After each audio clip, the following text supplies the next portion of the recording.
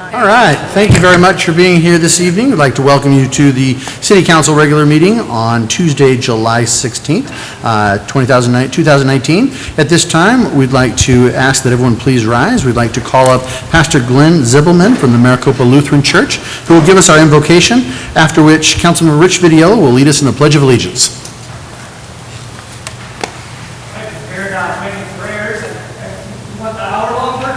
Sure.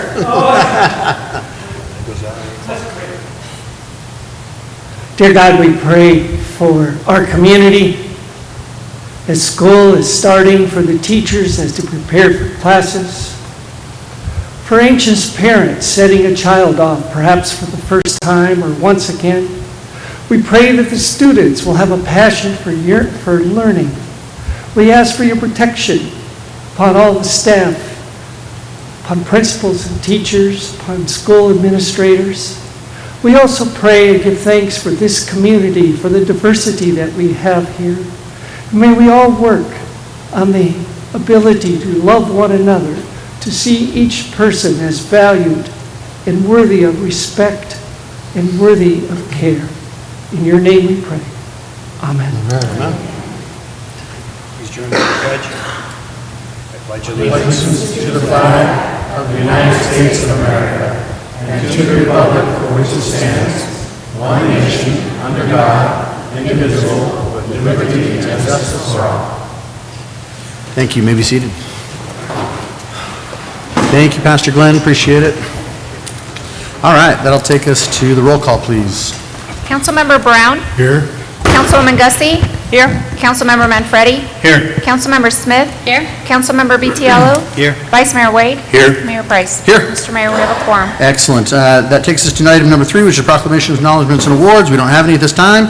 That'll take us to the report from the mayor. Obviously, a lot of things going on in the city. I'll be very, very brief in the fact that we'll just talk about the one, and the fact that obviously the overpass opened this past weekend, and well, as of Monday, actually, but we had the ribbon cutting, and a lot of people have said, well, why did we do that? How did it work that way? Well, what's the reason for it? Well, you got to remember, this is an ADOT project, and in the ADOT project, Ames Construction is their construction company, and about a month ago we realized that they were saving the grand opening for the very end, which would make sense if it didn't open in phases. And phase 2 is the opening of the bridge, and so we figured it made sense to, we wanted to have a celebration on the bridge portion versus waiting for the final side streets to open up, and so that's where we did it. And then it was an active construction zone. If you were able to attend, you knew that what we saw there was that they let us on at 8 and they kicked us off at 10 because they had to get back to work. And so we had a lot of stuff happening, and it's still an active construction zone. You will still continue to see construction going on, and different roads being ripped up and torn apart so that it can all flow together as it's planned for the final installment. So it is coming. It's unfortunate that any time that we want something new, we have to go through the pain of getting it, but there's a lot of value in it. And people say, well, why do we need the overpass? And without going into too much of that, but I think that there's a lot to be said for the growth of the city. There's a lot to be said for the capacity and for the efficiency of it. And that's really what we're looking to accomplish, as well as timing the lights all the way through the city. So once you have that overpass taking away the trains and the issues that are caused by that, it really helps to furnish and further the goals of what is happening from a growth perspective. So with that, I will go ahead and close the report from the mayor at this time and move on to the report from the city manager. City Manager Horst, do you have anything at this time? Nothing tonight, Mayor. Okay. That'll take us to item 6, which is the call to the public. Oh, you know what? I apologize. Yeah, one of the things we have done in the changing of our agenda here is we give the council members an opportunity. So I'm going to go back to number 4, report from the mayor, and give the council members an opportunity to speak. So my apologies, Council. Yes, Councilmember Smith. Thank you, Mayor. So some fun things that happened this past month. I attended the Pinal Partnership Breakfast, where the mayors from Pinal County discussed what's going on in their region, and I have to tell you that our mayor served us well. He shined bright, probably the brightest one there, although there was a little competition going on between him and the mayor from Casa Grande, but Mayor Price outshined him by far. Then the Senior Lunch and Learn, where Chief Stahl talked about keeping seniors safe, very well attended, and they actually wanted more from him in terms of information on how to stay safe in the city of Maricopa. Although he did mention that we currently are we the 6th safest city in the city, fifth safest city in the state of Arizona, and he mentioned that as well. This coming Friday, we have a senior lunch and learn and County Assessor Doug Wolf will be our keynote speaker. He'll be talking on really interesting topics: the senior freeze for property tax, if you're a senior and you qualify for that, exemptions for widowers, widows, and handicap, and then also some legislation that he's trying to get through for veterans and property tax. So if you're interested, Copper Sky, Friday, room A, 11 o'clock. And I had the privilege of attending this global drug policy summit with the Be Awesome Coalition. Boy, I learned a whole bunch of really interesting information, and I think I'd be remiss if I didn't mention just a couple pieces of information from there. When and if the recreational marijuana ends up on our ballot, I encourage you to dig into the details because it's really amazing. The state of Colorado has some amazing facts that help you make a decision. Some of it is so mind-boggling that if you aren't aware of it, you're like, oh wow, that is interesting. Because as an example, most who argue pro-recreational marijuana say that it will reduce the cartel. It actually increases the cartel. It challenges them to buy product that is worse and sell it for less. So interesting. And because of that, a lot of pro-marijuana voters indicate that it's going to bring in more revenue for the state, lots more revenue.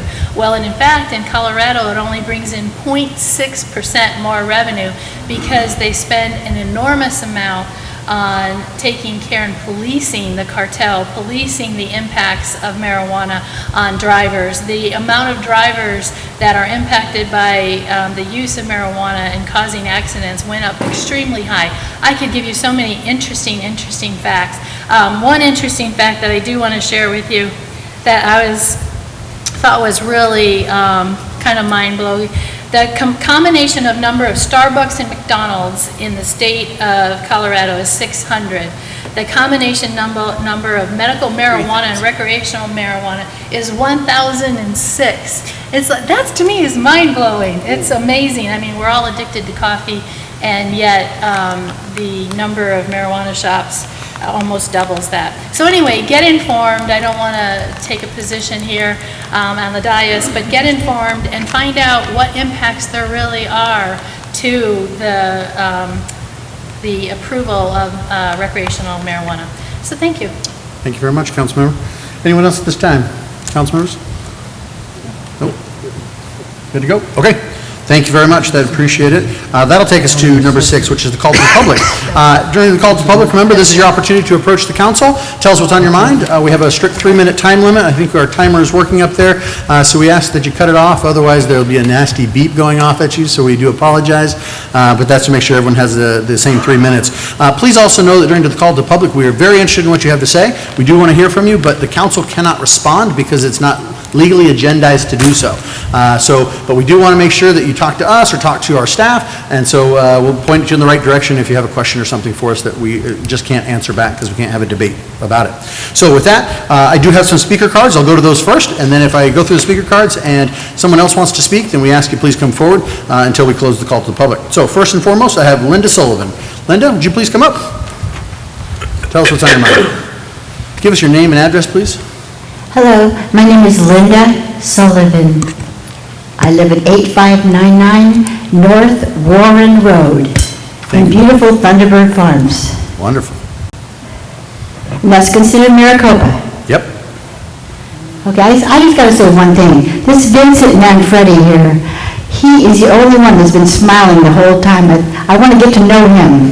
Everybody else is sitting and reading papers and everything and speaking, but he's just smiling out at the audience. I love it. Thank you. Kudos to you, sir.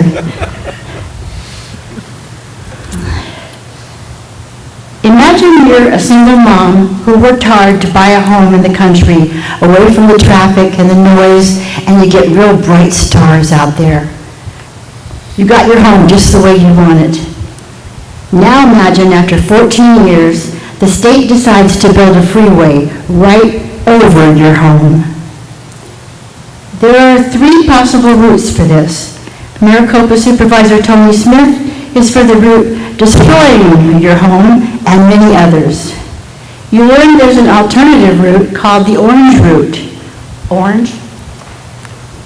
That uses roads already owned by ADOT, already graded, the environmental study already approved and completed. The route Tony Smith's pushing will cost billions more. You've learned Maricopa City is desperate for tax dollars. You wonder why would anyone favor this much more costly route? What's in it for them? Where's the part of the picture shrouded with specious arguments? You join forces with others, including the Audubon Society, who rejects the purple and green routes. You are determined to defend your home and lifestyle by promoting the orange route. You are now firmly resolved to vote out anyone promoting a route other than the orange route. You take this cause to friends and family and in-town neighbors everywhere. You convince all to choose the orange route with their votes. Thank you. Thank you, Linda. Appreciate it. Next, I have up Stanley Rios. Stanley, would you please come forward? Please again tell us your name and address.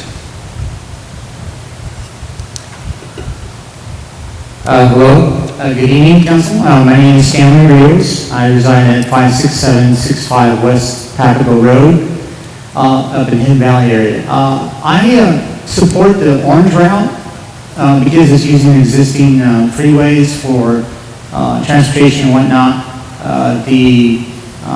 All the legal obstacles and what have you have already been completed by ADOT, from my understanding. The right-of-ways have been bought out, surveys have been completed, the environmental impact has been completed, and since they're already completed, it makes more sense in terms of cost that we go with this route versus building two other alternative routes, which would, buy out businesses, buy out homes, buy out right-of-ways and whatnot. It just makes more sense to use the existing infrastructure that's already there and just widen the freeways and allow the truckers to go ahead and transport their goods back and forth across these interstates. So as far as I'm concerned, that's what they were built for to begin with, looking when they first were developing the freeways and looking further down the road. So, and I don't really see too much of a win for the city in terms of costs and what have you, and litigation and just delaying the construction and whatnot. So again, I support the use of the orange route, which uses the existing freeways in place already. Thank you so much for your time. Thank you, Stanley. Appreciate it. Thank you. The next one is Mary Eileen Flanagan. Did I say that right, Mary Eileen? All right, thank you. Again, please give us, oh, good. My name is Mary Eileen Flanagan, and I live at 4990 North Appaloosa Road in Maricopa. And I'm here to address the City Council about Interstate 11. It is my understanding that for almost 2 decades, the mayors of the City of Maricopa have worked very hard to bring this freeway near but not into the city. Theoretically, these individuals believe the freeway will be an economic boon for the city. Nothing could be further from the truth. Unless the freeway lies within the city limits, only the county and state will see tax dollars flowing into their coffers. Truckers and other people in a hurry to get on their way will not be eager to drive the 15 miles into Maricopa to spend money. Currently, the preferred route lies far outside the city limits. Past mayors and city councils have deigned to speak for not only the citizens who elect them, but for those who have soundly rejected their advances of annexation and will continue to do so for the foreseeable future. It's shameful. City and rural residents alike see a total waste of time and money. I-11 does nothing to relieve the congestion on the 347. Like us, Maricopans believe no one will drive south to get to far northwest Phoenix, if they even want to go there.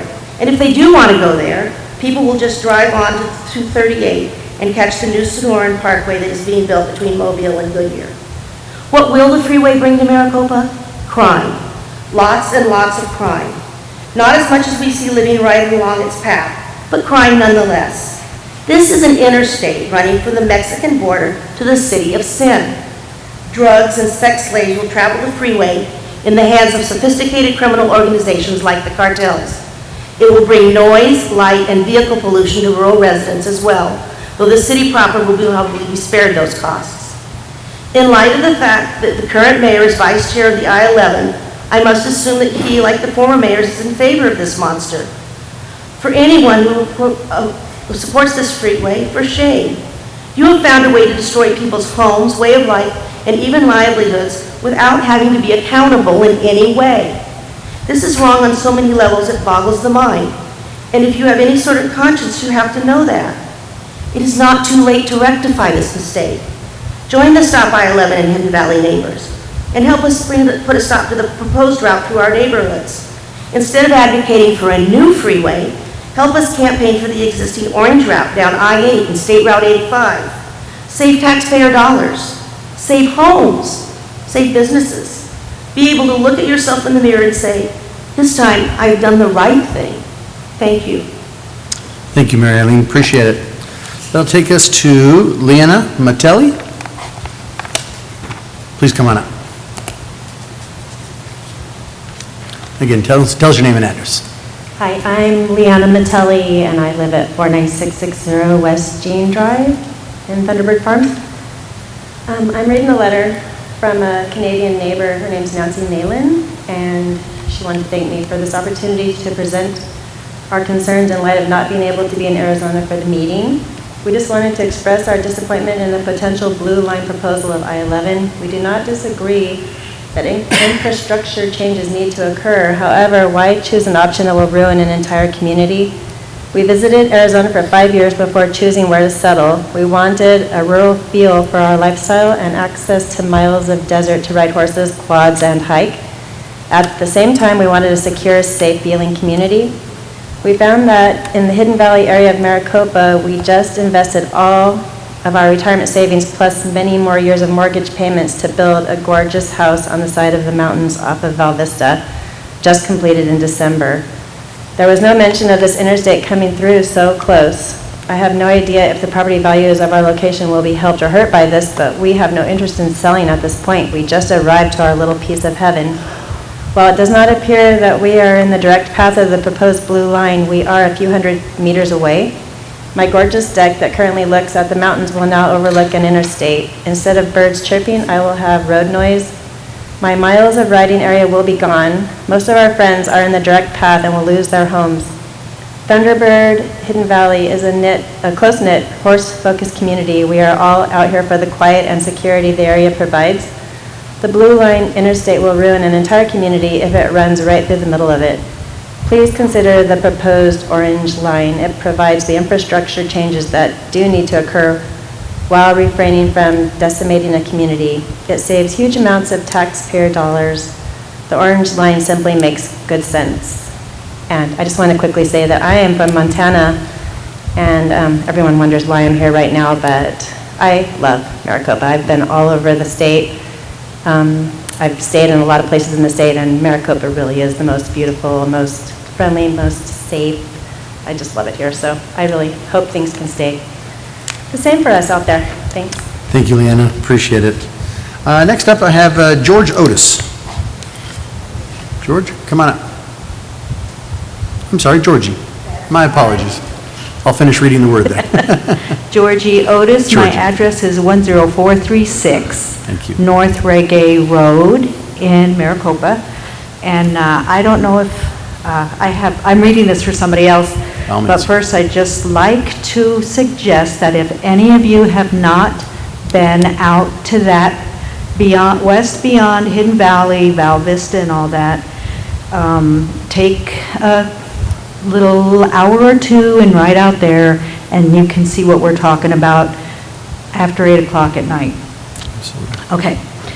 Mayor Price and members of the City Council, I wish to speak to you tonight about supporting the proposed Interstate 11 to follow Interstate 8 and State Road 85, also known as the Orange Route. A reason given by city leaders against this rerouting is that I-8 and State 85 are currently underutilized. Well, of course they are. Right now, State 85 comes out at 10 in Buckeye, miles away from any connecting roadway or warehouse district. It is, in effect, a route to nowhere. Truckers wanting to head north currently go into Phoenix by way of 10 to pick up or drop off loads. They catch 303 north to Wickenburg or continue west on 10 to California and Interstate 5. Until infrastructure is built connecting Wickenburg to Buckeye, until warehouses and facilities are built in Buckeye, any route between Casa Grande and Buckeye will be underutilized and virtually wide open. It won't matter what route it follows or if it shaves off an estimated 15 minutes of travel time or not. And might I add, even if it shaved off 2 hours travel time, I don't think billions of dollars is worth 2 hours. That's my opinion. In essence, the city seems to want to support ADOT in building an experimental freeway at the cost of our homes, desert, way of life, and most egregiously, billions of taxpayer dollars. This is shameful, especially as the people you are impacting have no say in your election, which we didn't really vote for city people. We're not allowed. That's what I mean. Actually, ADOT's preferred route, which I and others in this room strongly oppose, will not help the city. It's too far away. If you seek an economic boon for the city, you will need to ask ADOT to bring the route into town so the few people who do stop while traveling I-11 will spend their money inside the city limits. And when I looked at the map, it looked more like a bypass of Maricopa, but maybe I'm looking wrong. You can actually take a stance that means something instead of using your political clout to impact people outside your jurisdiction, people who you might like to know are going to fight you every step of the way. As the issue of Interstate 11 comes before City Council in the future, remember that you are playing with the lives of those you do not represent. This county was founded on the issue of adequate representation, and your actions fly in the face of those foundations. Stay within the city limits, and if you must support an Interstate 11 route, support the orange route down I-8 and State. Thank you for your. My name is Jerry 660 North Hidden Valley Road, Maricopa, Arizona. And I'm here under a different agenda. I came here tonight to try and talk you into changing your mind on closing the tracks on 347 north and south, and I found out that you really don't have a say in that. But I think it's a shame that the powers that be can actually demand the city to do what I think is not in the best interest of the city. I think it's going to hurt small business in that area. And we did get the bridge, which was a good thing, but with having to close that off, we just cut off another egress. If something would happen, pray God it didn't, on that bridge, and you had to close it down, then we're back to where we were a year ago. And we actually have no route into the city or south of it, that we have to go back to Ralston and Porter. And I think it's a shame that the powers that be have that kind of power that they can tell a city what they have to do, whether it's for the best interest or not of that city. I think the city should have a right to decide whether they should have to close those tracks or not. And I think it's a big mistake. I think it's going to hurt the businesses there. I think it's going to cripple FOR. And I know as a businessman, I was looking in that area because I planned on making a presentation to the city in the near future on what I wanted to build in that area. Now I'm not even thinking of that area because I think it's going to hinder what I had to do. And I just wanted people to know that I think it's wrong that one or two entities can force a whole city to do what's wrong. And I think we need to stand up as a city and let them know that this can't go on, that the cities need to be able to decide what's best for them and not some organization that was granted a right back in the 1800s. Thank you. Thanks, Jim. Appreciate it. Okay, anyone else at this time like to approach the podium? Yes, please, come on up. Hello, Mayor, council members, councilwoman. My name is Pamela DeRoche. I live at 57661 West Full Car Road in Hidden Valley. I am concerned and dismayed by an apparent lack of effort by those responsible to ensure that those that are impacted are well-informed and providing them the opportunity to then provide well-educated feedback regarding Interstate 11. If it weren't for the efforts of a handful of neighbors driving around and putting flyers on people's doors and gates and doing their best on their own to try and keep neighbors informed, many of us would have been very unaware of what was transpiring with Interstate 11 and would not have had an opportunity at any point to provide any feedback. It's affecting our homes and our livelihood, or it may impact our homes and livelihood, and we should have an opportunity to be able to provide feedback, much like you're providing us the ability to provide that feedback now. Thank you very much. Thank you, Pamela. Appreciate it. Anyone else at this time? Okay, seeing no one, we'll go ahead and close the call to public, but I did want to state that, David, is David in the back? There's David Maestas. So David Maestas is the city's transportation guru, and so I wanted to make sure that everyone knew who he was. If you have questions for him or had other concerns you wanted to share with us, you can certainly do so and have a more, robust conversation than we're unfortunately not able to have here, as this is not something that's agendized on the agenda tonight, but certainly wanted to make sure you knew who that was, and if you wanted additional clarifications or you had a question or something, I think that when it comes to I-11, he can clear up a lot of the misperceptions that are out there. This is a 30-year project and something that's not going to happen tomorrow, but nevertheless, this does transpose at given times, and just like Pamela said, having the opportunity to give that feedback at the appropriate times is really important. So we want to make sure that we're listening and that you have a person to talk to on our behalf that can give you that more direct information in case you haven't gotten it. So anyways, just wanted to make sure that you're aware of that. Other than that, we will go ahead. If I can clarify, David will be available in the lobby if you'd like to speak with him. He'll step out now, and you're welcome to speak with him or ask questions,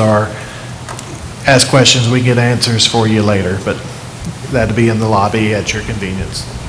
Perfect. Perfect. Okay. That'll take us to item 7, which is the meeting minutes from the past meetings, 7.1. Can I have a motion, council, on this, please? So moved. Have a motion and a second. Is there any further discussion on this item? Seeing none, all in favor say aye. Aye. Any opposed? That motion carries. That'll take us to the consent agenda at this time, which is item 8.1 through items 8.5. Council, I didn't hear any questions or concerns on consent at this time, so is there a motion to approve, please? A motion and a second. Is there any further discussion? Seeing none, all in favor say aye. Aye. Any opposed? That motion also carries. That'll take us to the regular agenda. At this time, we're going to go to item 9.1, which is the mayor and city council shall hear public comment regarding the draft land use assumptions or infrastructure improvements plan. This is the development fee report, which serves as the basis for development impact fees proposed to be effective from February 2020, and this item will be presented by Brenda Hassler. Brenda, take it away. Good evening, Mayor and Council. In September of 2018, Council approved an agreement with Tischler Bice, Inc. for the preparation of a development impact fee study and the related land use assumptions, infrastructure improvement plan, and development fee report. Tischler Bice is a fiscal, economic, and planning consulting firm specializing in development fees, fiscal and economic impact analysis, infrastructure funding strategies, capital improvement planning, and financial market feasibility. Tischler Bice has extensive experience in Arizona assisting municipalities with impact fee studies in compliance with Arizona Revised Statutes 9-463.05. Carson Bice, president of Tischler Bice, is here this evening should there be any questions. Arizona Revised Statutes 9-463.05 requires the land use assumptions, infrastructure improvement plan, and development fee report be updated at least every 5 years. The first step in this process is for council to approve the draft land use assumption and infrastructure improvement plan.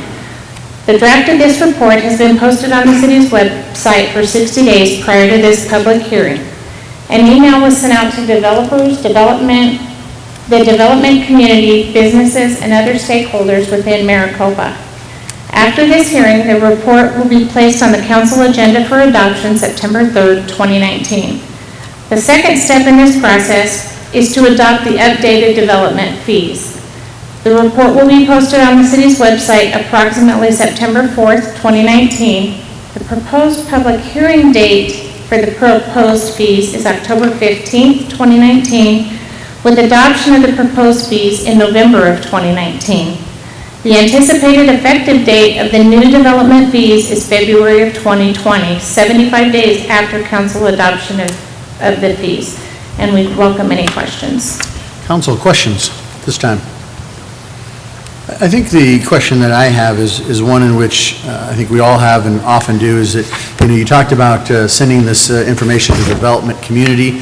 I think that's really important to us. I mean, we want to certainly be competitive with every other location out there, every other city, et cetera, but at the same time, we want to make sure that we're showing a very business-friendly attitude. So I guess my question to you, Brenda, is can you explain a little bit more to the council on how it was received from the development community and what feedback they gave? We received feedback from two organizations. One was from a business within the Maricopa area, and they were primarily more interested in how these fees are going to affect their buildings that they're looking to build in the future. And there were no questions related to how it was developed or the amount of the fees or anything related to that. The other one was from the Home Builders Association of Central Arizona. They provided a letter to us with multiple questions, and that letter was provided to council in their packets. And along with Carson Bice from Tischler Bice, the city developed a response to the Home Builders Association, and once we came to a mutual agreement, they were pleased with our numbers. Okay, thank you. Anyone else at this time have questions? Yeah, I'm sure that if there was questions about the developers, we would have got 100 emails from them. I'm sure. The statement was if there was other question by developers, that we'd have a lot more response by now. But I think the home builders is certainly one of the big ones out there that represents a lot of the development community, so that makes sense. Okay, no other questions on that. Let's see, this is just an item to be presented. There's no action to be taken on at this time. Yes, City Manager. Great. Okay, so at this time, this is an open time for public hearings. If someone would like to make a comment on this item and this item only, may approach the podium and do so. Seeing no one, we'll go ahead and close the public hearing at this time on this particular item and move to the next item, which is 9.2. This is also a public hearing. The Mayor and City Council shall hear the public comment regarding the report on applying agreed-upon procedures, biennial certification of land use assumptions, infrastructure improvement plan, and development impact fees for the periods of August 1st, 2014 through June 30th, 2016, and also July 1st, 2016 through June 30th, 2018. This item is going to be presented by Angel.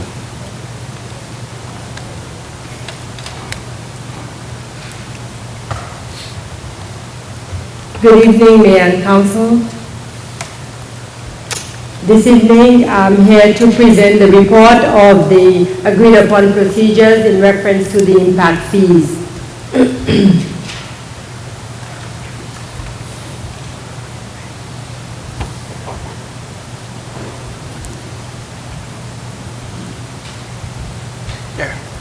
In 2011, the Arizona Revised Statute Section Title 9, Section 463.05 was changed by Senate Bill 1525 to enable cities and towns to impose development fees.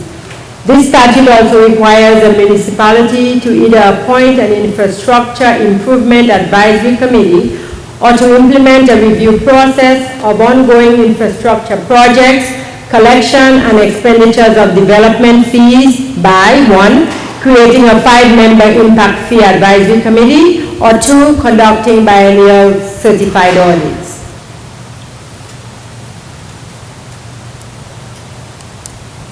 On August 20th, 2013, the City Council decided on a biennial audit.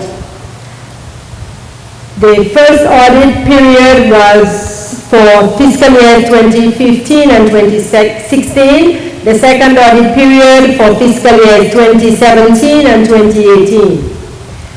The projects for periods 2015 and 2016 are as follows: library bookshelves for $21,000, fire vehicles for $1.4 million, fire station 572 for $250, a portion of that, Fire radios for $52,000. Honeycutt, Porter to White and Parker Road, $1.8 million. Fleet Fire Maintenance Facility, $350,000. Parked vehicles, $31,000. Fire radios, $54,000. SR 347 overpass land and demolition, $745,000. Edison Road extension, $4.9 million. Parks mowers, $60,000. Park lighting, $241,500. Statute requires the audit review. In the review, the statute requires that the progress of the infrastructure improvement plan be analyzed and assessed, the collection and expenditures of development fees for each project in the plan, and also statute requires a review and evaluation of any inequities in implementing the plan or imposing the development fee. The city engaged the CPA firm Hanfeld Meach to conduct the agreed upon procedures, which included a review of ongoing infrastructure projects and collection and expenditures of development fees. Results of procedures. The only reportable procedure in both the FY 15 to 16 and FY 17 to 18 audits was the variances in growth projections in the IIP land use assumptions to actuals. In short, there was technically nothing found, if anything, because the variances were based on the projections that the city made during the development of the IIP and the outcome of those projections. The report on these results of procedures, those reports are available for further review on the city's website. The statute does not require a vote or any action on the part of council.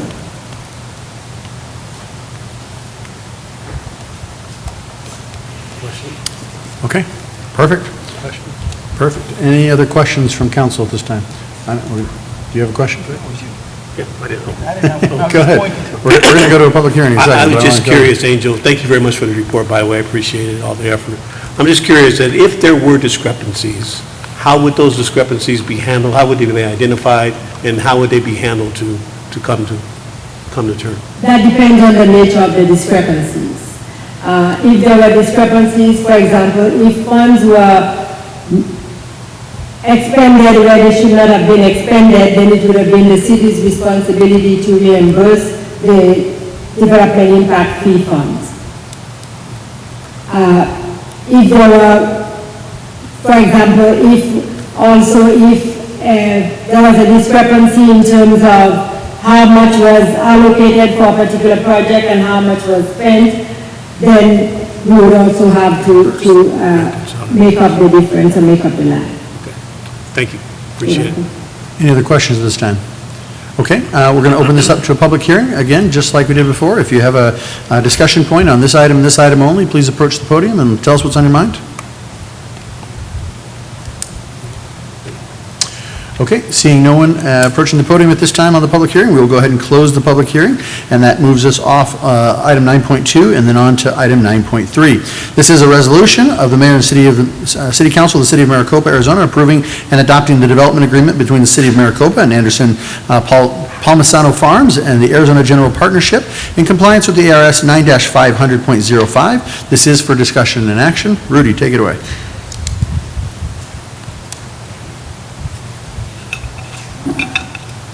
Mayor, council members, this agreement is to solidify the intent of the city's general plan. The property is currently in the processing stages of applying for rezoning and platting for portions of the land itself. City staff understands that the owner is unable to bring forward a full rezoning for the entire property due to high financial costs of improvements such as utilities and road infrastructure, etc., associated with such a large-scale type of project. Therefore, this agreement outlines the development of the property will conform to the city's general plan, general standards, through the incremental stages of what's going to happen for the next several portions of this development stage with that. Mayor, Council, I'll be more happy to answer any questions, if any. Mayor, if I may add, this does not mean that they're exempted from infrastructure improvements. They'll just be built in phases instead of its entirety up front. They'll build a sufficient infrastructure to support the phased development as it occurs. Right, which is something we've done in the past in other areas, so. Okay. Any other questions at this time, considering this item? Yes, Councilwoman Gussie. Is there a clock? I mean, does it start at a certain time and end at a certain time? Yes, they'll have to build the infrastructure for the phase before they're able to get any building permits. So they'll have to put in the infrastructure for phase 1, whatever it is, and then when they move to phase 2, they have to build the infrastructure to support it. Now, in some cases, it will include infrastructure outside of the development area because they have to get roads to it or utilities to it. Thank you. Any other questions at this time, council? Seeing none, can I have a motion on this, please? Motion and a second. We need to move to a roll call, please. Councilmember Smith? Yes. Councilmember Vitiello? Yes. Councilmember Brown? Yes. Councilmember Manfredi? Yes. Councilwoman Gussie? Yes. Vice Mayor Wade? Yes. Mayor Price? Yes. Motion passes. Great, thank you very much. Thank you. That'll take us to item 9.4, which is an ordinance. This is an ordinance of the mayor and city council of the city of Maricopa, levying separate amounts to be raised for primary and secondary property taxes levies upon each $100 of the assessed value of property subject to taxation within the city of Maricopa for the fiscal year ending June 30th, 2020. This is for discussion and action. City Manager Horst, our angel again. Take it away. Mayor and Council, in accordance with Arizona State Statutes Title 42, Section 17104, the City of Maricopa held a public hearing on June 4, 2019 on the city's primary property tax levy. This section of ARS states that the levy cannot be adopted sooner than 14 days of that June 4, 2019 public hearing. The primary property tax levy was approved by voters in November 2006 for the purpose of funding operations of the city fire and police departments and any other public safety functions. The proposed primary property tax levy for fiscal year 20 is $13,730,060 at a rate of 4.7845 for each $100 of assessed valuation. Although this levy represents an increase of $1,185,086 over the FY19 primary tax levy of $12,544,974, the increase is due in part to new construction as well as maintaining the tax rate assessed per $100 of the assessed value of property subject to taxation at 4.7845. Therefore, the primary tax levy, excluding amounts attributable to new construction, exceeds the FY19 levy. As such, the city was subject to the truth in taxation requirements per Arizona revised statute. Please note that the primary property tax, the rate that is established for 2020, note that primary property tax rate has been unchanged from fiscal year 16. So we had 16, 17, 18, 19, and fiscal 20, we have held the property tax rate the same, unchanged. With FY16 tax rate being 4.9842%. So in FY15, the tax rate was higher than it is, or it is proposed to be this fiscal year. The tax rate is lower than what it was in 15, and it has been held unchanged from fiscal year 16. Secondary property tax levy. In November 2008, voters authorized the city of Maricopa to incur $65.5 million in general obligation debt for library, parks, and recreation facilities. Currently, a total of $51.6 million in general obligation bonds have been issued for the completion of the Copper Sky Recreational Complex.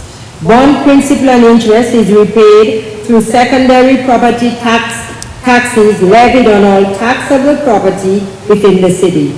The proposed secondary property tax levy for fiscal 20 is $3,406,624 at a rate of 1.1871 for each 100 of assessed valuation.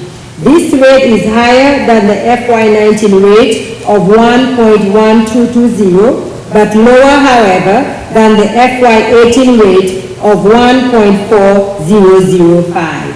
Staff recommends the Mayor and City Council of the City of Maricopa pass an ordinance levying separate amounts to be raised for secondary and property tax upon each $100 of the assessed valuation of property subject to taxation within the City of Maricopa for the fiscal year ending June 30th, 2020.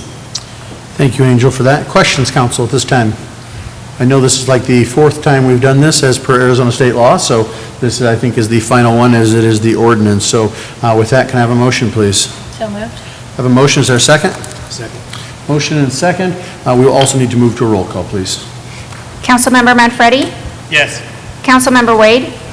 Yes. Councilmember Smith? Yes. Apologize, Vice Mayor. That's okay. Councilmember Vitiello? Yes. Councilwoman Gussie? Yes. Councilmember Brown? Yes. Mayor Price? Yes. Motion passes. Great, thank you very much. And that'll take us to item 9.5. This is an ordinance of the mayor and the city council of the city of Maricopa, Arizona, amending sections 8-2-43 and 8-2-47, subsection A of the city code of Maricopa regarding the submission of fingerprints related to adult-oriented business applications and for providing for the severability and the effective date thereof. This is for discussion and action. I'm going to turn it over to... Mr. Mayor, members of the council, we were Vanessa. contacted by DPS regarding the concerns of DPS and the FBI. Just to clarify that the fingerprints that we would be obtaining, we needed to clarify that they were going to be submitted to be verified. So we were just clarifying the submission of the fingerprints. It wasn't clear to them before. And that was back from when we changed this part of the code, kind of Correct. addressing these types of businesses. Some things we tried to make easier, some things we tried to say, hey, we need to make sure that we protect the safety of the folks around us, and that was a part that kind of, was unclear. So we're just clarifying that with this particular... And we were just clarifying, like I codification. said, that the fingerprints, not only were they going to be collected, which is what our previous code said, but that they were going to be submitted. Submitted. Okay. Great. Any questions on that? Yes, Councilwoman Smith. Submitted to whom? Department of Public Safety or? Yes. Okay. Yes, Councilman. Okay. Any other questions at this time? Can I have a motion, please? So moved. Second? Motion and a second. Any further discussion on this item? Seeing none, can we move to a roll call, please? Yes. Vice Mayor Wade? Yes. Councilmember Manfredi? Yes. Councilmember Vitiello? Yes. Councilmember Brown? Yes. Councilmember Smith? Yes. Councilwoman Gussie? Yes. Mayor Price? Yes? Motion passes. Great. Well, that concludes our agenda for this evening. And with that, council, we've already had our executive session, so we're finished in that measure. I know you're disappointed, but we'll go ahead and adjourn. Can I have a motion to adjourn, please? So moved. Motion and a second. Any further discussion? All in favor, say aye. Aye. Any opposed? Motion carries. We'll see you in 2 weeks. 2 and 2. What's that? 2 and 2. That's what Carol Renee said the other day. 2 and 2. I don't remember her saying that. In Pinal County, seniors